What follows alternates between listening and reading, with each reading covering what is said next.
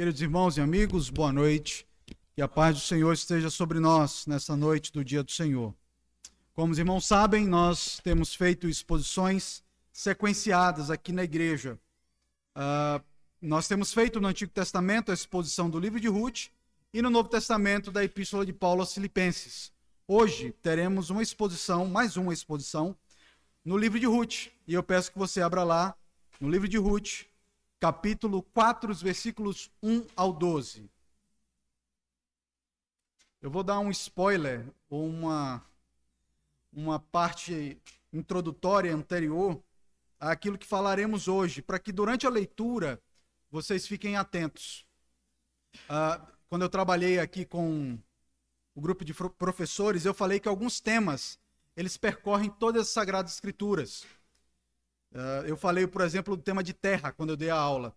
E eu quero que vocês lembrem também que há um outro tema que é constantemente repetido na Bíblia, que é nome.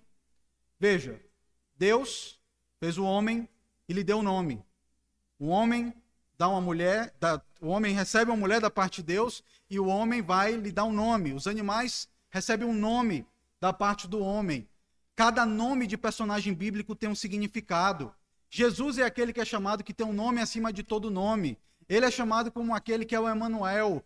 Parece que o pai de João Batista não consegue nem falar o nome de João, até que ele consegue escrever que o nome da criança vai ser João. Então, esse tema de nome, ele permeia toda a Sagrada Escritura. E aqui nesse texto, os irmãos vão perceber que por diversas vezes o autor está falando de suscitar o nome. Suscitar o nome. Então, claramente, o autor hebreu, ao repetir muito a informação, ele tem um objetivo de ter esse ponto como ponto central do texto. Nome. Tá? Então, quando vocês lerem o texto comigo, vocês entenderem essa dinâmica do texto, e quando eu começar a fazer a introdução, vocês entendam o porquê que eu estou indo por esse caminho, tá bom? Então, vamos lá. Põe um esboço aí do sermão, tá bom? Ruth, capítulo 4, os versículos 1 ao 12, nos diz assim a palavra de Deus. Boaz subiu à porta da cidade e assentou-se ali. Eis que o resgatador que Boaz havia falado ia passando. Então lhe disse: Ô fulano, chega-te para aqui e assenta-te. Ele se virou e se assentou. Então Boaz tomou 10 homens dos anciãos da cidade e disse: Assentai-vos aqui. E assentaram-se. Disse ao resgatador: Aquela parte da terra que foi de Elimeleque, nosso irmão Noemi, que tornou da terra dos Moabitas, a tem para venda. Resolvi, pois, informar-te disso e dizer-te: compra na presença destes que estão sentados aqui e na do meu povo. Se queres resgatá-la, resgata. Se não, declara-me para que eu saiba, pois outro não há senão tu que o resgate, e eu depois de ti. Respondeu ele: eu a resgatarei. Disse, porém, Boaz: no dia em que tomares a terra da mão de Noemi, também a tomarás da mão de Ruth, a moabita, já viúva. Percebam? Para suscitar o nome do esposo falecido, sobre a herança dele. Então disse o resgatador: para mim, não a poderei resgatar, para que não prejudique a minha. Redime tu o que me cumpriria resgatar, pois eu não poderei fazê-lo. Este era outrora o costume em Israel. Quanto ao resgate de permutas, o que queria confirmar qualquer negócio tirava o calçado e o dava ao seu parceiro, e assim se confirmava o negócio em Israel. Disse, pois, o resgatador a Boaz: compra tu, e tirou o calçado. Então Boaz disse aos anciãos e a todo o povo: sois hoje testemunhas de que comprei da mão de Noemi tudo o que pertencia a Elimeleque, a Quilion e a Malom. E também tomo por mulher Ruth, a moabita, que foi esposa de Malom, para suscitar o nome deste sobre a sua herança, para que este nome não seja exterminado dentre os irmãos e da porta da sua cidade. Disto sois hoje testemunhas. Todo o povo que estava na porta e os anciãos disseram: somos testemunhas. O Senhor faça a essa mulher que lhe entrar na tua casa como a Raquel e como a Lia. Ambas edificaram a casa de Israel. E tu, Boaz, ate valorosamente em Efrata, e faze-te nome afamado em Belém.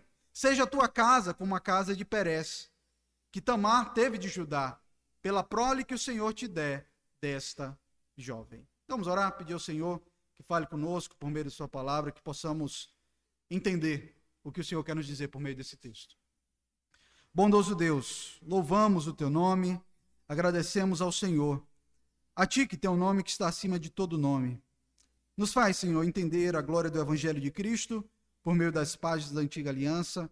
Nos faz entender a mensagem do Senhor para nós, tantos anos depois dos eventos relatados aqui nesse texto bíblico. Nós oramos assim em nome do Senhor Jesus Cristo. Amém.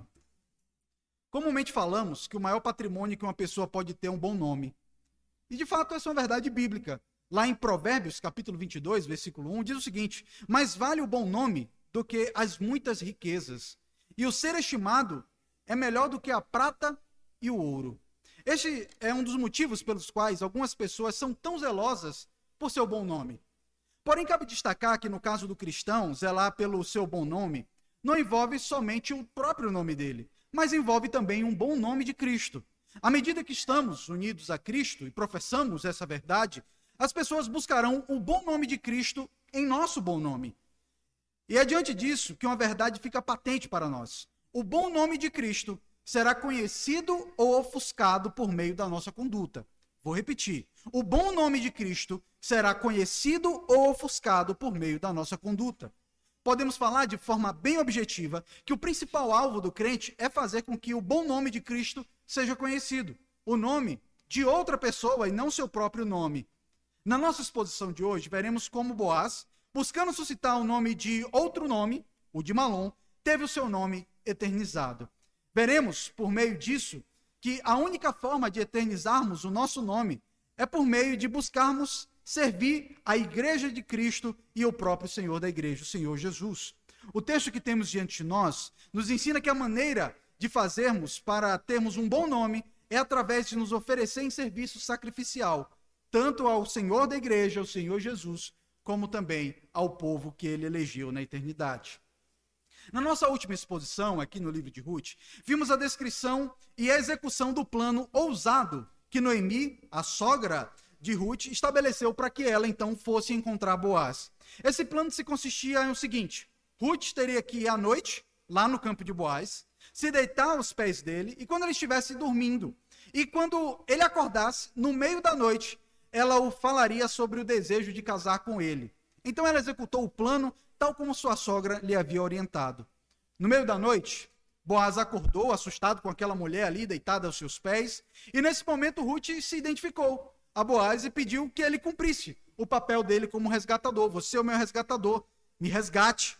E Boaz então se animou com a possibilidade de se casar com aquela jovem moça, com Ruth, porque todos conheciam a fama daquela mulher moabita que havia chegado ali em Belém. Ela era uma mulher virtuosa, como diz o capítulo 3, versículo 11.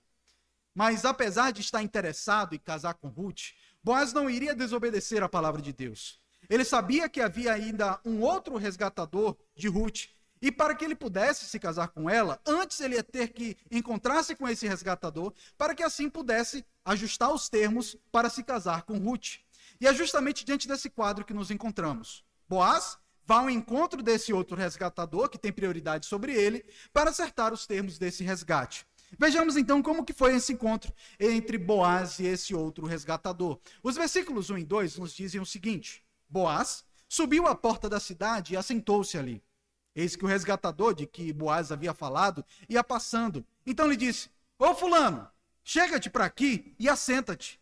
Ele se virou e se assentou.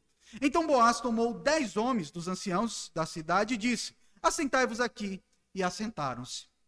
Eu quero só voltar um pouco na narrativa para podermos entender a forma como o autor do livro de Ruth está conduzindo a história. No capítulo 3, versículos 15 até 18, vimos que após aquele diálogo entre Ruth e Boaz, ela voltou para sua casa e contou para sua sogra como tinha sido a execução do plano.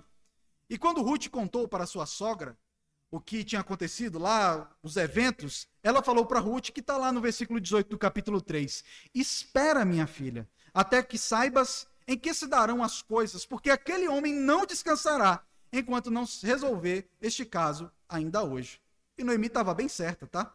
Boaz não perdeu tempo, irmãos, para buscar resolver essa situação com brevidade. Ele foi logo até a porta da cidade para resolver essa situação. Vemos claramente aqui que Boaz não era um tipo de homem que ficava enrolando a moça, sabe? Que dizia que queria se casar, mas não ia empurrando com a barriga. Ele disse, não, vou casar com você, eu vou resolver esse negócio. Possivelmente, logo após Ruth sair daquela eira em que estava com Boaz, para ir para casa, ele foi para a porta da cidade para resolver a situação que o impedia de casar com Ruth. E é justamente o que o texto fala. Boaz subiu à porta da cidade e assentou-se ali.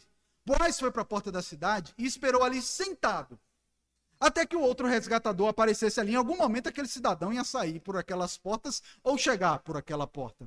O portão da cidade, naquela época, era o local em que todos os negócios e as transações eram feitas. Então, quando querias resolver alguma coisa, você ia com a outra parte. Anciãos da cidade, do povo de Israel, ia lá também e eram testemunhas para tomar ciência do que estava sendo acordado ali. Então, enquanto Boaz estava lá sentado, chegou o resgatador, que diz a segunda parte do versículo 1. Eis que o resgatador, de que Boaz havia falado, ia passando. Então lhe disse, ô fulano, chega-te para aqui e assenta-te. Ele se virou e se assentou. Desde já, eu quero que vocês percebam a forma como é descrito o nome desse outro resgatador. Lembra-se que eu falei que um tema que permeia todo o texto é nome? Como é o nome desse outro resgatador? Fulano. Quem é fulano? Fulano. Qualquer pessoa é fulano. Como sabemos, o nome de uma pessoa é o que dá identidade a ele. Especialmente na Bíblia. Você vai ser chamado de tal coisa por causa disso. Constantemente os hebreus dão um nome para os seus filhos justamente por causa do contexto em que eles estão vivendo, por causa de uma esperança. Veja que o nome de Eva é justamente isso, é vida. A esperança que o homem tinha de que dela viria aquele que esmagaria a cabeça da serpente. Mas aqui o outro resgatador, irmãos, o nome dele é fulano. Ao estar com o outro resgatador, a quem eu vou chamar aqui a partir de agora de seu fulano, Boaz chamou os anciãos da cidade como testemunhas e para poderem testemunhar o acordo que eles estavam ali perto de fazer. Vejam comigo o versículo 2. Então, Boaz tomou 10 homens dos anciãos da cidade e disse, assentai-vos aqui, e assentaram-se. Nos versículos 3 e 4, Boaz apresentou o motivo da reunião diante do resgatador e dos anciãos. Veja, disse ao resgatador, aquela parte da terra que foi de Elimeleque, nosso irmão, Elimeleque que morreu, tá? Marido de Noemi. Noemi que tornou da terra dos Moabitas, a tem para venda. Resolvi, pois, informar-te disso e dizer-te, compra na presença destes que estão sentados aqui e na de meu povo, se queres resgatá-la. Resgata, se não, declara-mo, para que eu saiba, pois outro não há senão tu que a resgate, e eu depois de ti. Respondeu ele, eu a resgatarei. Aqui é como se Boaz falasse para o senhor fulano, lembra de Noemi? Aquela senhora que foi lá para Moabe, com seu marido Elimeleque, e com seus filhos Malom e Quilium. Morreu todo mundo, morreram os 3 homens. Pois é, ela voltou, e tem as terras de Elimeleque, que podem ser vendidas para o resgatador. Meus queridos, como vimos na última exposição, nós explicamos qual é o papel do resgatador. Explicamos que o papel do resgatador, na verdade, era não de necessariamente fazer uma compra permanente daquele campo, mas seria como que conquistar uma espécie de usufruto daquele campo. O resgatador teria o direito de usar o campo até que o dono morresse. Então, o que aconteceria seria o seguinte, se um parente fosse o resgatador, em algum momento o campo voltaria a ser propriedade da família que vendeu a terra para o resgatador. No caso específico que estamos analisando, se Noemi tivesse outros descendentes, o que não era o caso, o campo seria passado para eles. Mas como sabemos, a essa altura da vida, Noemi já era uma mulher idosa. Capítulo 1, versículo 12, ela mesma diz para suas 2 noras que ela não poderia mais ter filhos. Então, nesse contexto, o resgatador, o seu fulano, ele percebe uma boa oportunidade de ser um resgatador da terra. Veja, ele resgataria a terra, pagaria o valor devido, faria aquela terra crescer, cuidaria de Noemi por um tempinho, Noemi já era uma senhora, em breve ela iria morrer e ele teria a posse definitiva sobre a terra, que se tornaria a um dos seus descendentes. Porque, veja, Elimeleque não tinha deixado nenhum descendente homem. Então, se ele fosse o resgatador daquela terra, comprasse aquela terra, morreu Ruth, morreu, ou melhor, morreu Noemi, não tem nenhum homem, a terra naturalmente ficaria nas posses do senhor fulano. É adiante disso, diante dessa boa oportunidade, que esse homem diz: eu resgatarei. Ó, que negoção. Vou ter uma terra perpetuamente para minha família. Seria uma ótima oportunidade para ele ser conhecido como um homem misericordioso. Veja, ele cuidou de uma senhorinha idosa, né? Deu sustento para ela. E conseguiu também, ele haveria de conseguir a posse definitiva sobre essa terra. Nesse momento, irmãos, dessa conversa de seu fulano com Boaz, eu imagino o frio na barriga de Boaz.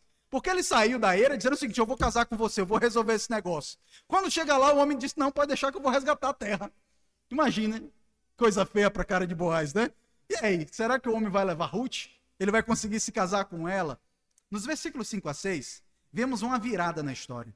No versículo 5, Boaz mostrou para o seu fulano que não era só lucro ser o resgatador. Veja, disse-lhe, porém, Boaz, adversativo aqui, já diz muita coisa. Ó, tem uma questão aí. Tudo bem, você quer a terra, quer a posse dela, mas tem um ponto aí. No dia em que tomares a terra da mão de Noemi, também a tomarás da mão de Ruth, a moabita, já viúva. Para quê? Para suscitar o nome do esposo falecido sobre a herança dele. Deixe-me explicar basicamente o que ia acontecer. Ele ia ser o resgatador daquela terra, mas ele teria que casar também com Ruth e ter um filho com Ruth. No final das contas, aquele filho, por direito, não seria necessariamente do senhor fulano. Seria um filho de Malom. Então aquele rapaz ia levar o nome de Malom e não o nome do seu fulano. E aquela terra pertenceria ao filho de Malom e não à família de seu fulano. A pessoa, confusão? E aquele homem, depois de investir, de cuidar daquela mulher idosa, ele disse: opa, tem uma coisa que está errada. Então ele também deveria cumprir uma responsabilidade pactual. Imagine aqui que Boaz pegou o seu fulano, tal como um atacante pega o goleiro no contrapé, já viu isso? O atacante geralmente vem correndo assim para o canto, aí o goleiro vai chegando para o canto e ele chuta para o outro lado, pegando completamente desprevenido o goleiro. Então, quando seu fulano pensou que haveria de ter privilégios em ser o resgatador, uma terra como posse definitiva, Boaz mostrou para ele que havia obrigações, uma possível perda futura anexada a esse pacto que ele estava estabelecendo. Boaz fala para o seu fulano que além de Noemi tinha também Ruth. Quem levasse o campo teria também que se casar com Ruth. Mas ao se casar com Ruth, também traria obrigações pactuais, como eu disse. O Redentor deveria suscitar descendente ao marido falecido de Ruth, a Malom. Nesse caso, em um dado momento, a terra não pertenceria mais ao resgatador, mas ao filho que levaria o nome de Malom. A posse do campo seria, então, de outra família. Então, no versículo 6, vemos que diante do que Boaz falou no versículo 1, a situação mudou. Pensando bem, veja, então disse o resgatador: para mim não a poderei resgatar. Ó, assim eu não quero não. Se for assim eu não quero não. Para que não prejudique a minha. O quê? A minha condição, meu dinheiro, meus bens. Não quero perder nada. Aquilo que se tornou um entrave para que seu fulano fosse o resgatador era o fato de que ele teria que suscitar o nome do esposo falecido de Ruth, o nome de Malom. Ainda que ele tivesse tendo o privilégio de se casar com uma mulher virtuosa como Ruth, mesmo assim ele retrocede. Olha, tudo bem, essa mulher é uma mulher virtuosa, mas não vale tanto assim não. De eu perder dinheiro? O que está sendo um entrave aqui para o seu fulano, irmãos, é que ele não queria estabelecer, ele queria estabelecer o seu nome. Ele não queria estabelecer o nome de outro casando com Ruth, porque o que ele iria fazer no final das contas era suscitar o nome de Malom e o de Elimeleque. Ele tem que manter o nome dos outros a custo próprio. E vamos analisar mais de perto os motivos para essa rejeição do versículo 6. O seu fulano teria, primeiro, o custo financeiro de cuidar das duas mulheres. Depois, o custo de adquirir o campo, que ele ia ter que pagar. E depois o custo para tratar do campo, porque terra parada só cresce mato. E tudo isso seria um dia perdido, para não ficar no seu nome nem no nome da sua posteridade. Ele percebeu que resgatar irá significar perder parte dos seus bens, parte do seu legado. Deixar de dar continuidade ao seu nome seria trabalhar em prol do nome dos outros. Irmãos, é você trabalhar para que o nome de outro cresça. Diante disso, ele fala para Boaz fazer o resgate. Veja o finalzinho do versículo 6. Redime tu, o que me cumpriria resgatar, porque eu não poderei fazê-lo. E assim tirou o time dele de campo. Ó, te vira aí, você quer? Vai em frente. Mas há uma ironia aqui nos eventos narrados, irmãos. Vejam aqui que um homem sem nome, porque ele é chamado do Senhor fulano, ele rejeita o quê? Suscitar o nome de Malom. O homem sem nome rejeita suscitar o nome de Malom. E ele, buscando manter o seu próprio nome, nós não sabemos o nome dele, porque o nome dele é apenas só fulano. Ele não quer suscitar o nome de outro, mas até hoje nós não sabemos o nome dele. O Senhor, ao inspirar o autor sagrado, suprimiu o nome desse homem. Por outro lado, Boaz, que não está preocupado com seu nome, está disposto a suscitar o nome de Malom, com todas as dívidas, com todo o trabalho, até hoje é lembrado pelo seu nome, como alguém que olhamos e lembramos de Cristo. Alguém que não pensou no seu nome, é dele que lembramos. Não há dúvidas de que essa transação traria benefícios para Boaz. Mas vemos que lhe foi algo custoso. Não era só benefício não, tá, gente? Não era só se casar com uma princesa, Ruth, lindona, mulher virtuosa, não era só isso. Tinha prejuízo financeiro para ele com isso. Ele iria gastar dinheiro para recuperar as posses de Elimeleque e para sustentar Noemi. Vejam o que ele está fazendo. Ele assumiu a responsabilidade financeira sobre a mãe do outro marido da sua esposa até que ela morresse. Já pensou? A antiga sogra da tua esposa, você diz, não, vou sustentar você até você morrer. É isso que esse homem está fazendo. Às vezes o povo não gosta nem de sustentar a sogra, né? Graças a Deus, minha sogra é uma benção. Mas tem gente que não quer conta com a sogra. Imagine com a sogra do ex-marido. Mas o maior custo, irmãos, certamente seria o fato de que o seu nome não seria suscitado, mas o nome de Malom. Então, nos versículos 7 e 8, vemos Boaz fechando o acordo com seu fulano. Vejam comigo. Este era outrora o costume em Israel, quanto a resgates e permutas. O que queria confirmar qualquer negócio, tirava o calçado e o dava a seu parceiro. Assim se confirmava negócio em Israel. Disse, pois, o resgatador a Boaz, compra tu, e tirou o calçado. O acordo entre Boaz e seu fulano foi feito de uma forma inusitada, por meio de uma troca de sapato. Né? Talvez eles, se soubessem como nós fazemos hoje, trocando papel, também achasse estranho, né? Esse povo troca papel para fazer acordo, né? Eles trocavam sapatos. Por quê? Não sei. O fato é que, possivelmente, um editor posterior, ou aquele que registrou esse texto, a falta do uso desse hábito, ele registrou que eles trocaram sapatos, e o motivo pelo qual eles trocaram sapatos é porque, antigamente, era assim que se estabelecia um acordo. E então, nos versículos 9 e 10, Boaz afirma que os anciãos são testemunhas do acordo feito entre ele e o senhor fulano. Vejam, Boaz fala que aqueles homens eram testemunhas do acordo dele com o seu fulano. Então, versículo 9, Boaz disse aos anciãos e a todo o povo, sois hoje testemunhas de que comprei da mão de Noemi tudo o que pertencia a Elimeleque, a Quilion e a Malom.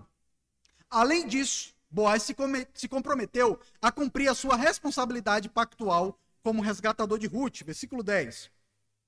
E também tomo por mulher Ruth, a moabita, que foi esposa de Malom. Vejam qual é o objetivo de Boaz ao casar com Ruth. Para suscitar o nome deste. Ele está sabendo o que ele vai perder, tá? Ele vai suscitar o nome de outro. Sobre sua herança, para que este nome não seja exterminado dentre os seus irmãos. E da porta da sua cidade, disto sois hoje testemunhas. Nesse momento, o resgatador de Ruth afirmou que pagará o preço pela redenção dela. Seria suscitar o nome de Malom. Percebam o que está sendo descrito aqui. Esse contrato de casamento, que está sendo firmado nesse momento, muda não somente, irmãos, a história de Ruth e Noemi. Aquelas mulheres voltaram pobres de Moabe, tendo que pegar migalhas na terra de outras pessoas. E Deus então está mudando a sorte daquelas mulheres. Ruth, de uma mulher pobre, está se tornando dama aqui, viu? Dona da terra, aquela terra enorme lá, está ela casada com Boaz.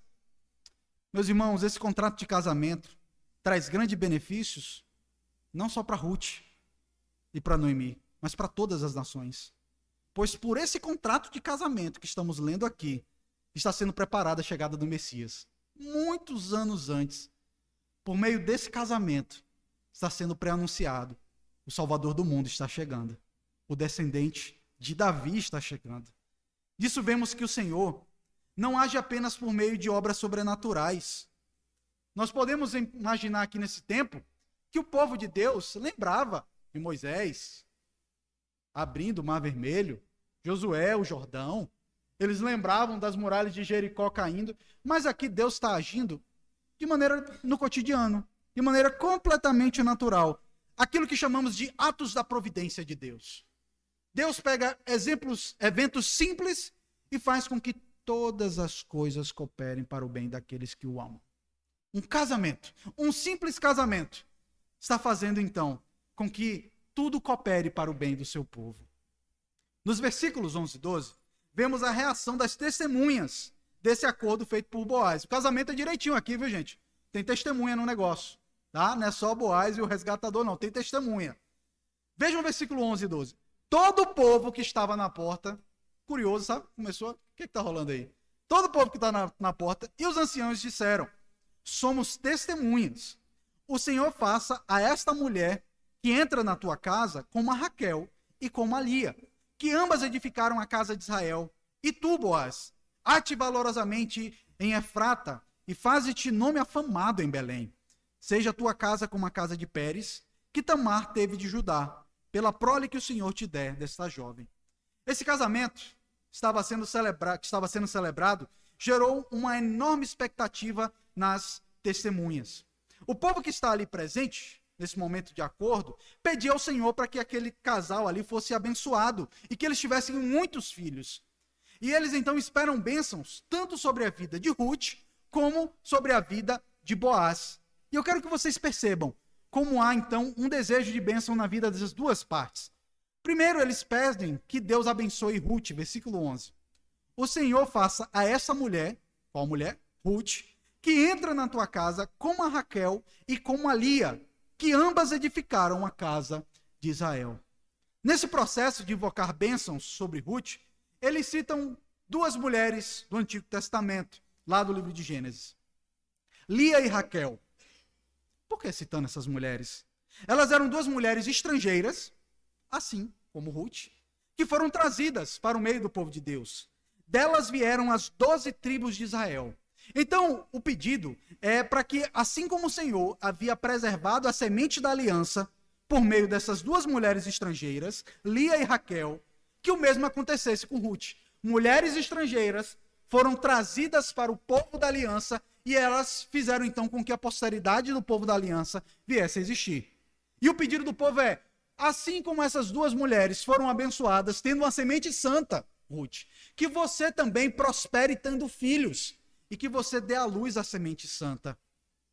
O desejo era para que os filhos fossem da semente santa, da aliança de Deus com o seu povo, e eles continuassem esse povo.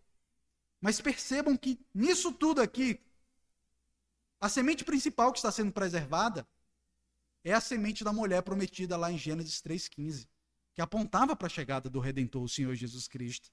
Mas em segundo lugar, eles pedem também bênção sobre Boaz. É o que vemos na segunda parte do versículo 11 e versículo 12.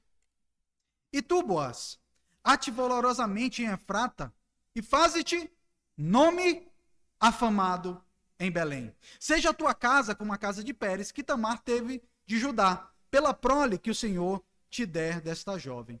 Há duas coisas que eu quero destacar aqui nessa bênção ou expectativa proferida sobre Boaz. Primeiro, é que é interessante que as testemunhas desejam que o Senhor faça o nome de Boaz afamado por meio disso tudo. Que o Senhor faça o teu nome afamado em Belém. Segunda parte do versículo 11. Logo ele, que não se preocupou com o seu nome ao casar com Ruth, tem o desejo, por meio dessas testemunhas, que o seu nome seja afamado. E de fato isso aconteceu. Porque até hoje a gente fala de Boaz, não do seu fulano, que a gente nem sabe quem é. Ele tem um nome famoso como um homem piedoso. É possível, irmãos, que cheguemos lá na glória e a gente, rapaz, quem é aquele lindo? Boaz, rapaz, eu quero ouvir esse homem. A gente poder ouvir Boaz, mas seu fulano, quem é seu fulano? É crente? Talvez, mas é só seu fulano. Não sei quem é seu fulano. Boaz, eu sei quem é. Mas, ainda no versículo 12, em segundo lugar, essas pessoas do portão evocam uma história bem complexa, que é a história da origem do povo de Judá. Percebam, Judá é uma das tribos de Israel, e ela é particularmente a tribo da qual viria o rei, o Messias. Essa é a promessa. Elas, então, as testemunhas, evocaram a história terrível, descrita lá em Gênesis 38, de Tamar e Judá. À medida que eu for contando, vocês vão lembrar.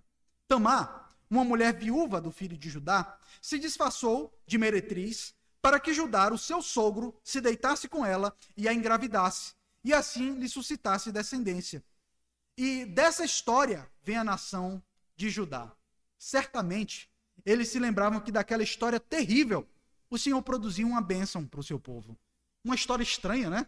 Uma mulher que se veste de meretriz para poder se deitar com outro nome e suscitar o nome do filho desse próprio homem. E assim vem a descendência de Judá, de onde vem o Messias.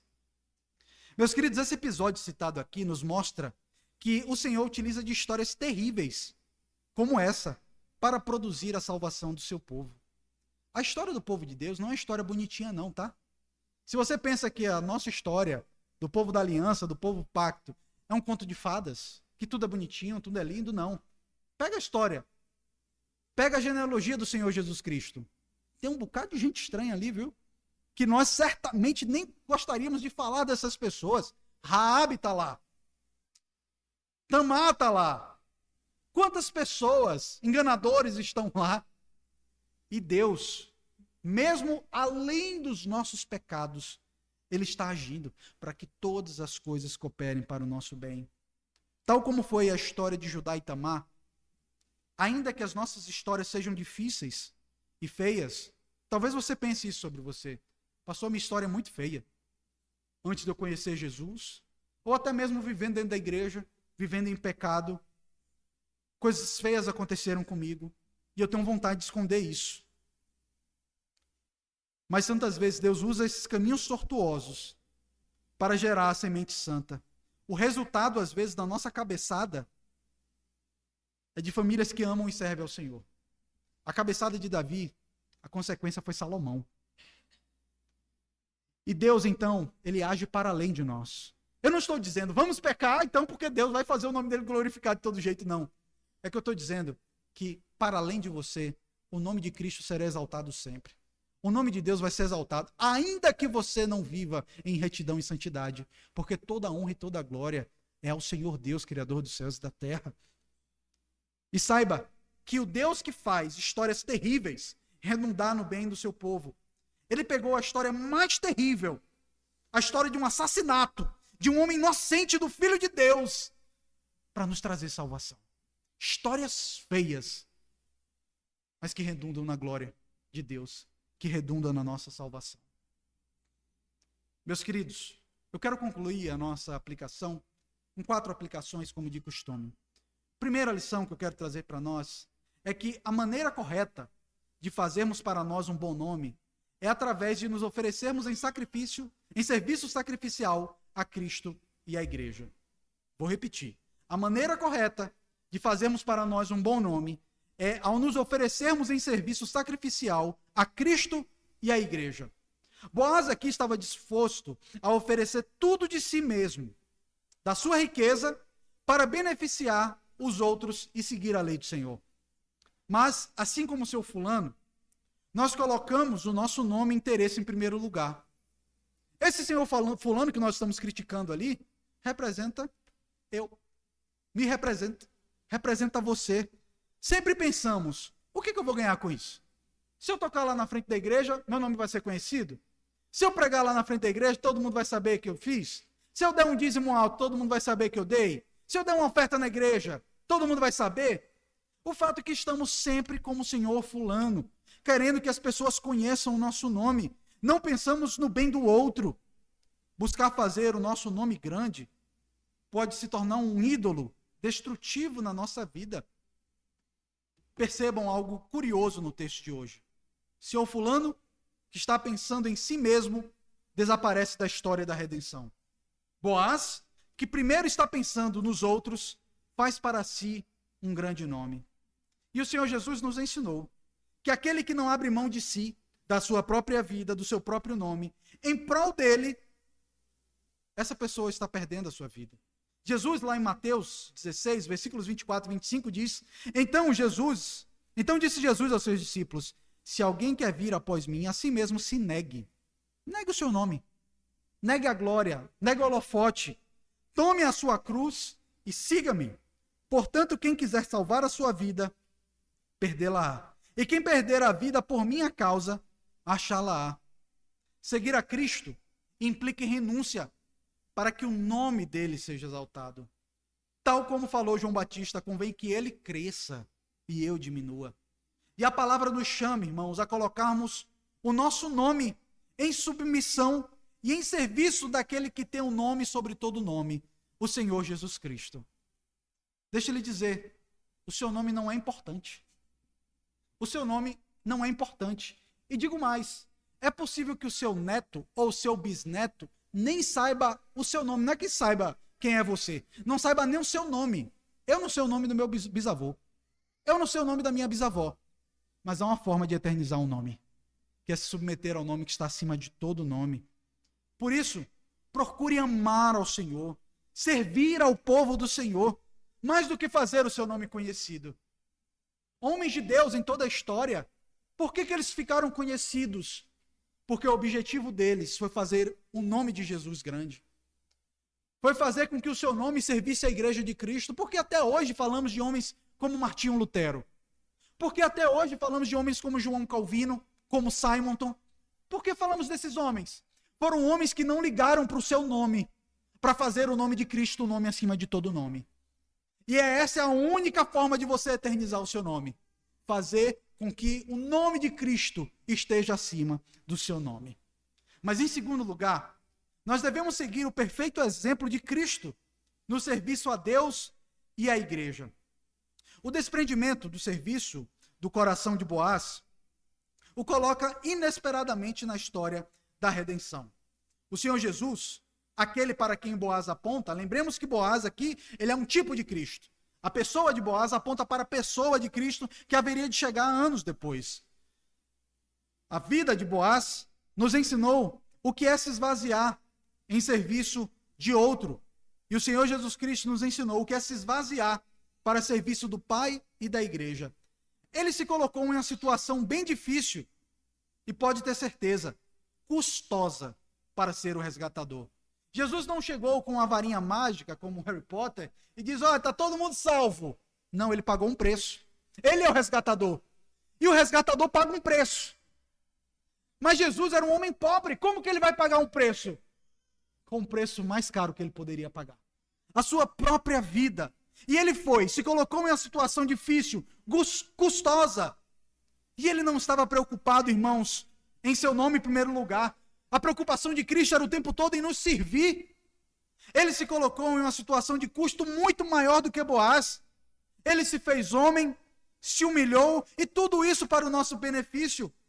E viu o prejuízo, e foi adiante mesmo assim. Veja se o nosso Redentor não colocou o nome dele em risco, tal como Boaz. Ele era chamado de endemoniado.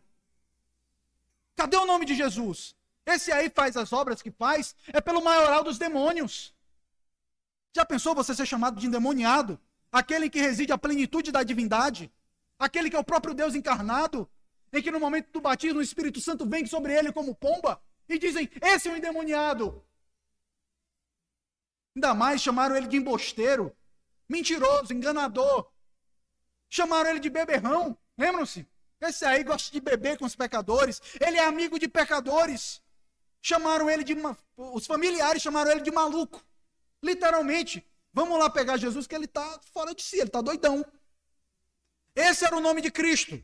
Essa era a fama de Jesus. E até hoje muitos chamam ele disso. De um maluco. O Rei da Glória. Que veio à terra sendo Deus eterno com o Pai, ele colocou o nome dele no lixo para poder nos salvar. Mas Deus então deu nome a ele que está acima de todo nome. Deus o Pai honra o seu Filho quando ele desconsiderou o bom nome dele. Tudo isso para poder nos salvar. Ele se esvaziou, irmãos, para fazer a vontade do Pai. E ele viveu para o bem da sua noiva. Assim como Boaz se esvaziou para poder resgatar aquela noiva para ele, a sua esposa, o nosso Boaz fez a mesma coisa. Ele se despiu da sua glória para vir até nós e trazer a salvação. Ele não foi na porta da cidade, ele foi na cruz do Calvário para acertar os termos do nosso resgate. Ele foi humilhado e ultrajado para que nós pudéssemos nos tornar a sua noiva, a sua igreja. Em terceiro lugar, queridos, o desejo das testemunhas, no final do nosso texto, mostra a expectativa que deve estar presente no coração dos crentes quando se casam no Senhor. E também daqueles que veem um casal de crentes esperando um bebê. Vemos que no final do texto, as testemunhas que estavam ali vendo aquele acordo que estava sendo feito na porta da cidade, desejavam que deles, de Boaz e de Ruth, viesse uma semente santa de servos de Deus. E hoje se perdeu de vista que os crentes têm os filhos para que eles sejam um povo de Deus, um povo que serve a Deus. E eu quero falar para você nunca perder isso de vista. Deus vai salvar o seu filho? Eu não sei. Mas nunca deixe de orar pela semente santa que veio de você. Nunca aceite um filho longe dos caminhos do Senhor. Continue lutando em oração. Continue sofrendo. Continue chorando aos pés do Senhor. Para que a semente santa continue. Ore ao Senhor: Senhor, eu não quero que a minha semente seja uma semente perdida. O Senhor não me deu filhos para perdição, mas para a tua glória. Continue orando. E você, pai e mãe, o que você anseia para o seu filho? Que eles tenham um grande nome? Doutor Fulano. Tem pai que vai dar um nome no filho e já pensa assim: não, Fulano, fica bom, Doutor Fulano. Já viu? Fica bonito, né? Talvez vocês pensem que o grande vantagem para o filho de vocês é que seu filho tem um grande nome por meio do sucesso profissional, ou que eles existam para fazerem uma boa carreira. Mas lembre-se que ter um bom nome, ter um grande nome, é anunciar um nome do descendente prometido. Vocês serão felizes se os seus filhos, se a sua descendência proclamar o nome do nome que está acima de todo nome. É fácil olhar para um filho e se questionar se ele será um profissional de sucesso. O novo Bill Gates, por que não? O novo Steve Jobs, né? O novo Elon Musk, muito rico, muito importante, muito famoso. Mas o que devemos pensar é que nossos filhos tenham o desejo de honrar o bom nome de Deus, o bom nome de Cristo. Esse deve ser o seu anseio. Vocês, filhos da aliança, crianças que crescem no meio do povo de Deus, talvez já falem isso para você, que você tem que crescer, ser uma pessoa muito importante, um bom profissional. Deixa eu lhe dizer, o que você tem que fazer é desde pequeno, e ainda mais quando você se tornar adulto, fazer um nome conhecido, que é o nome de Jesus. Que você se una ao salmista dizendo: não a nós, Senhor, não a nós, mas ao teu nome da glória. Vocês, cada um das crianças, lembre-se que o fim principal da vida de vocês é glorificar a Deus. Fazer com que as pessoas conheçam Jesus por meio da sua vida. Não pense em crescer, ser um grande profissional, mudar o mundo, porque deixa eu lhe dizer, houve alguém que mudou o mundo. E é ele que você tem que anunciar. Você, por mais que você faça grandes coisas, você nunca vai fazer o que ele fez. Como ele mudou o mundo, você nunca vai mudar. E deixa eu lhe dizer, fale de Jesus. Fale já desde criança. Fale para os seus colegas da escola. Fale para os seus amigos da vizinhança. Fale de Jesus e cresça com um propósito: fazer o nome de Jesus conhecido de todos. A minha quarta aplicação é que a melhor maneira de garantir a eternidade do seu nome é através da sua união com Cristo. Ao invés de buscar construir o seu nome, você deve buscar construir e trabalhar para que o nome do seu Redentor seja conhecido e para o bem do povo dele. Como Ruth, que recebeu o nome de Boaz, nós somos a noiva que recebe o nome de Cristo, porque nós somos cristãos. Em Cristo, deixa eu lhe dizer, o seu nome nunca será esquecido. O seu nome viverá para sempre. Pare de se preocupar com fazer o seu nome grande. Faça o nome dele grande. E lembre-se que o plano de Deus para a sua vida é morrer diariamente para que o seu nome esteja no lugar de onde nunca pode ser apagado. Um nome que absolutamente ninguém, a não ser o Cordeiro de Deus, é digno de abrir esse livro. Um livro onde aquele que tem o nome acima de todo nome tem registrado o nome de todos aqueles que lhe pertencem. E eu quero falar com você que está aqui nessa noite e que não tem Jesus como seu único e suficiente Salvador. A forma de você ter, de fato, o seu nome escrito para sempre no livro da vida é quando você abre mão de você mesmo. Reconheça o seu pecado nessa noite. Se abrigue em Cristo. Se abrigue no resgatador. E Ele vai te dar o nome dele no dia dele. Esteja preocupado em ter o seu nome junto ao da noiva de Cristo. Junto àquele que tem o nome acima de todo nome. Mais importante do que ter o sobrenome importante. Fulano Abravanel. Fulano Cristão. Fulano Cristão. Esse é o maior nome que você pode ter. Servo de Jesus Cristo. Unido a Ele e à igreja e à noiva de Cristo. E nessa noite, se você se arrepender do seu pecado, faça o nome de Cristo afamado. Proclame a glória do seu Redentor, do seu noivo. E então, no dia de Cristo, você vai ouvir dos lábios do Redentor, Ele lhe chamando pelo seu próprio nome. E você estará na presença daquele que morreu por você. Aquele que morreu, mas que vive pelos séculos dos séculos. Oremos, queridos. Santo nome incomparável é o teu nome, Senhor. É o nome que está acima de todo nome. É o nome que os homens tentam apagar com força, com guerra, mas é o nome que nunca irão apagar. O nome de Cristo, o nome do Senhor Jesus, que foi exaltado pelo Deus Pai. Obrigado, Senhor, pela bela lição que aprendemos por meio da vida do nosso irmão Boaz, em que o desejo dele foi fazer o nome de outro afamado. Que o nosso desejo seja o mesmo, fazer o teu nome afamado. Nos ajuda, Senhor, a termos interesse de registrarmos o nosso nome, não em uma lápide bonita, não em uma placa bonita, mas no teu livro. O livro que apenas o Cordeiro de Deus é digno de abrir.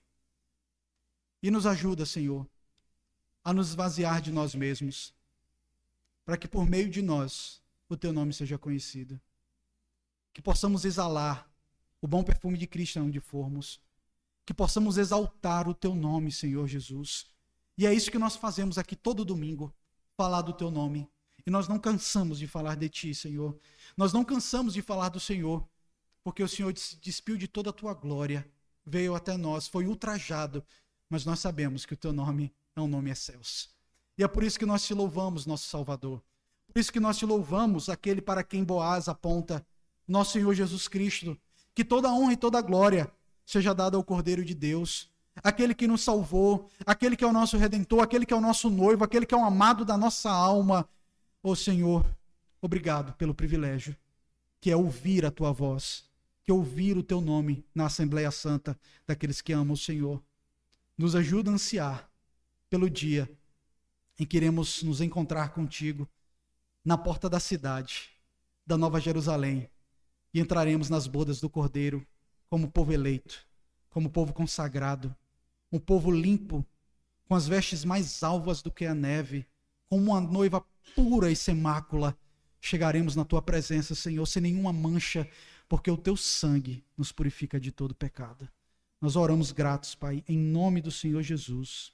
Amém.